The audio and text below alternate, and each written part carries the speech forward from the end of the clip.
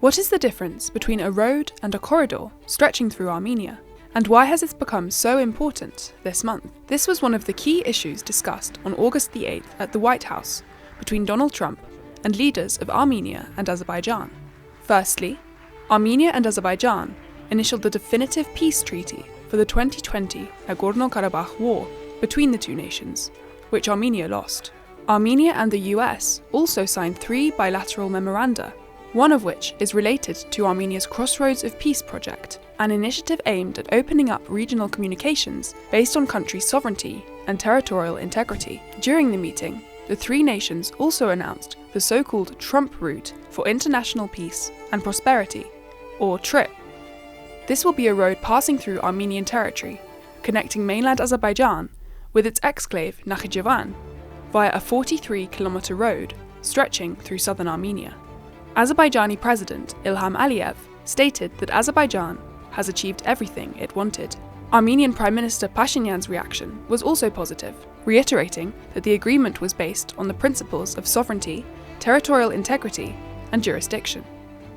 But there's a discrepancy. Armenia calls this communication route a road. Azerbaijan and Turkey call it the Zangezur corridor. But why are these terms important? And why does the distinction matter? In this specific context, the term corridor implies extraterritoriality, over which Armenia's sovereignty would not extend. Yerevan rejects this option and insists that only a road under its jurisdiction can exist on its territory, since, unlike a corridor, a road would preserve Armenia's sovereignty. Regarding Trump's route, only commentaries have been heard so far. What arrangement will actually exist on the road is unclear. Questions remain, such as what will the extent of US involvement be, and how will the security of the corridor be maintained? A key concern is who will be checking Azerbaijani passports and cargo, as Aliyev has previously declared that Azerbaijanis passing through that road should not see the face of an Armenian border guard. How did the topic of unhindered communication between Azerbaijan and Nakhichevan come about? On November the 9th, 2020, a Russian-brokered ceasefire that ended the Second Karabakh War established a 5-kilometer wide corridor under Russian peacekeepers' control between Armenia and Karabakh through Azerbaijan's Lachin district. In return, Armenia promised to guarantee free movement of people and cargo between Azerbaijan and Nakhichevan through Armenia, to be controlled by Russian guards. Several provisions of the November 9th statement, including this one, were not implemented.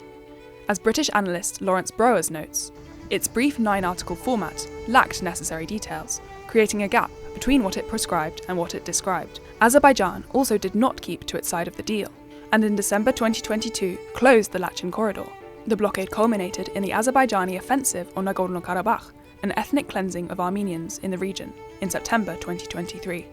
Ironically, Armenia has not declared the November 9th agreement null and void, despite the fact that the core of the agreement, Nagorno-Karabakh, no longer exists. Some critics argue, therefore, that this corridor through Armenia should not even be on the table of negotiations.